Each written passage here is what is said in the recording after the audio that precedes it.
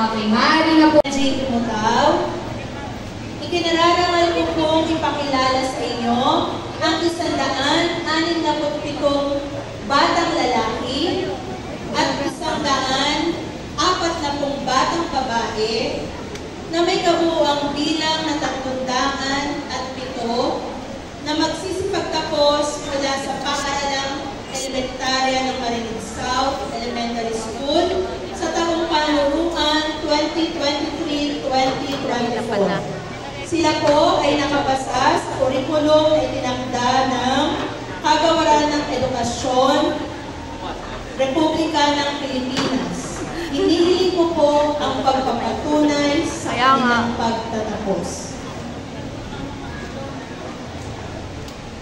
Magalang-galang na pagsangay na tagapagpamihala ng mga paaralan sa Kabilaw, Ginoong Christopher R. Diaz specified sa kahilingan po ng ating ulo-guro, Binibini Melina Caparas.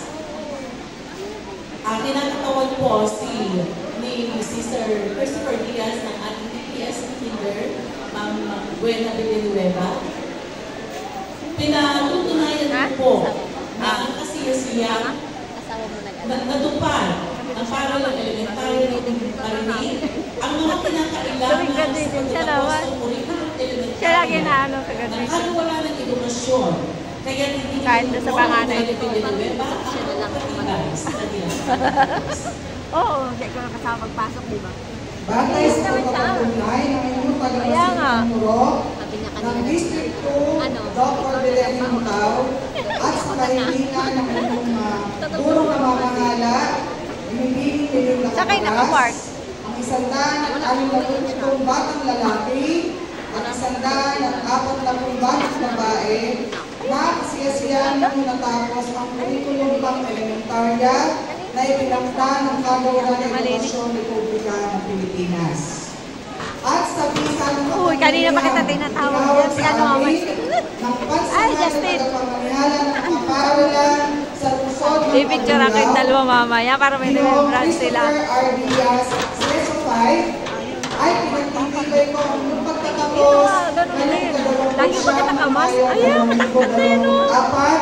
Dito sa paaralang elementarya ng Marinig South, Barangay Marinig, City of Cabulaw, Laguna. Bilang patunay ng pagtatapos, ipinagkakaloob ko sa inyo ang katibayan ng pagtatapos. Binabati ko kayong lahat. Congratulations, grade 6 graduates.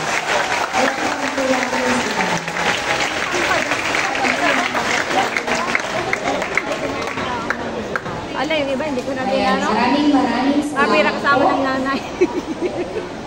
At upang igawad ang sertipiko ng katibayan, muli ay ilangan-kailangan namin ang ating ulong guro, Ma'am Melina Caparas, ang ating pong taga-masipang guro, Dr. Belen G. Mutaw, at ang ating pong taga-masip sa kindergarten, Ma'am Buena G. Villanueva.